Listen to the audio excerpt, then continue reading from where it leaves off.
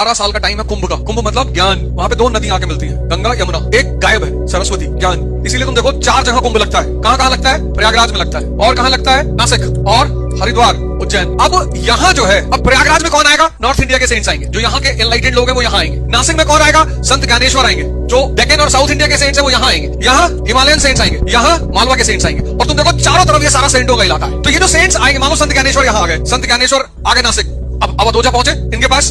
अब अवध ओझा को इन्होंने दीक्षित किया कि जाओ, जितना आनंद बढ़ाता जाए उतना ध्यान बढ़ाते जाओ। जी बाबूजी। अब 1 साल क्या हुआ इसको पता करने के लिए फिर गुरु से मिलना पड़ेगा। तो हर साल क्या लगेगा? माघ मेला लगेगा जनवरी में। वहां कौन आता है? कल्पवासी आते हैं। कल्पवासी मतलब जिसने दीक्षा लेकर ध्यान की यात्रा शुरू कर दी। फिर गुरुजी वहीं मिलेंगे। अगर कोई कमी है तो उसको ठीक करेंगे। फिर 6 साल बाद अर्धकुंभ लगेगा कि तुम कितना चेंज हुए, अब कितना खाना खाते हो। बोले जी 1 रोटी खाते हैं, थोड़ी सी दाल। खाने को लेकर क्रेविंग होती है। अरे नहीं जी अब तो सेंसस कंट्रोल में आ गई जी। तो हिंदू क्या करेगा? यहाँ चंदन लगाएगा, तिलक चोटियां रखेगा। यहाँ चंदन क्यों लगाएगा?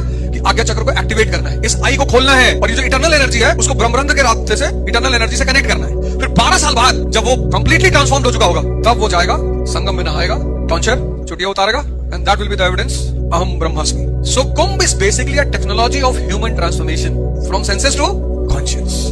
ये थी कुंभ। इंडिया के कल्चर में बहुत प्यारी साइंस है, बहुत प्यारी, amazing science in the entire history of the world. पूरी दुनिया के इतिहास में इतनी प्यारी साइंस ऑफ ह्यूमन ट्रांसफॉर्मेशन कहीं नहीं है। इसलिए पूरी दुनिया के लोग वहां आते हैं, किसी को पाबंदी नहीं है, irrespective of caste, irrespective of religion, irrespective of race, कोई भी आ सकता है।